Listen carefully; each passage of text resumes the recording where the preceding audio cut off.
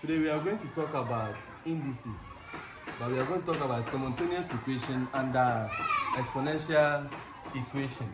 Now, there is an example over here that we are all going to go through and then what?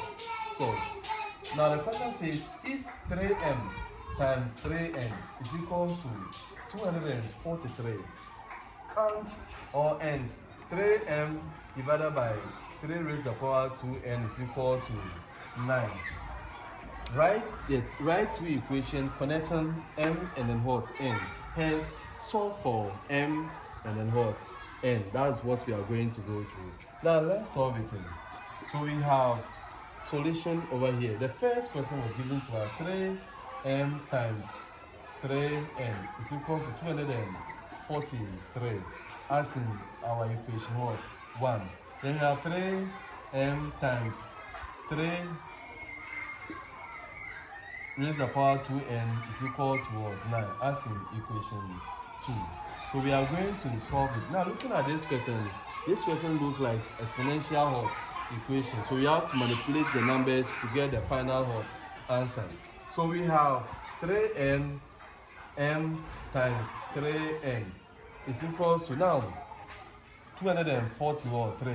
We realize that 243 can also be written as 3 raised to the power hot 5. So this 243 can also be written as this. So in place of 243, we can put 3 raised to the power 5 hot. Then so we are going to get 3m times 3n is equals to 3 raised to the power hot 5. Now according to the law of indices, whenever the base are the same and they are multiplying, we add what? The exponent. So we are going to get 3m plus n is equals to 3 raised to the power what? 5. Now you realize that the base are now the same. There is an equation sign in between what? Then so you create the what? The top what? Or the exponent. So you are going to get m plus n is equal to what? 5. That will be our equation 3. Now let's move on to the next what? 1. The next one, what do we have? We have 3m divided by 3 raised to the power 2n, which is equal to what? 9.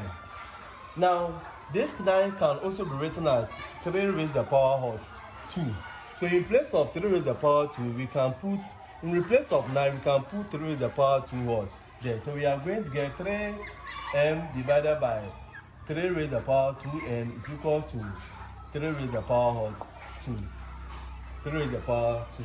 Now, according to the same law of indices, whenever the base are the same and they are divided, what do? We subtract what? The exponent. So we are going to subtract the exponent. So we are going to get 3m minus 2n is equal to 3 raised to the power 2. Now the base are now what?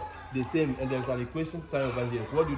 We equate what? The exponents or the top one. So we are going to get 3m minus 2n is equal to what? 2. And that will give us equation what? 4. Now, so let's bring all the equations together. So you are getting m plus n is equal to 5, which is equation 3, and then m minus 2n is equal to 2, which is equation 4. Now, in solving this one, we have two methods that we are going to use. You can either use the substitution method or the elimination what? Method. Sometimes we can also add another method to it. Now, I am going to use the elimination what? Method. So by elimination, let's subtract equation 3 from equation 4. So we are subtracting equation 3 from 4. So we are going to get m minus 2n is equal to 2, equation 4. Then m plus n is equal to 5, equation 3. So we are subtracting this one from this one. This one will give us what? 0. M minus m will give us 0. The negative m plus this one will give us negative 3n. Negative 3n. Then when we subtract this one, we are getting what? Negative 3. Now from here, what do? We divide both sides by what?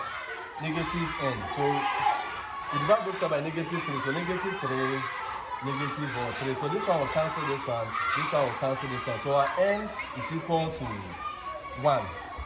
So now, what's the next thing that we do? We put n is equal to 1 into any of the equations. Let's put it into equation 3. So equation 3. So we are getting m plus n is equal to 5. Our n is now what? Our n is now 1. So we have m plus 1 is equal to 5. Now from here, what do? We group what? Lighten. So we are getting m is equal to 5 minus 1. And then 5 minus 1, we are getting 4. So m is equal to what? 4. So therefore, the value of m is equal to 5, and then n is also equal to 1. So that is how we use the elimination method. Maybe at another time we also talk about the substitution method. So please don't forget to like my video, share, and then comment. If you have any question bothering you don't hesitate to forward it to me. I'll help you solve that question. Thank you very much for your audience. Thank you.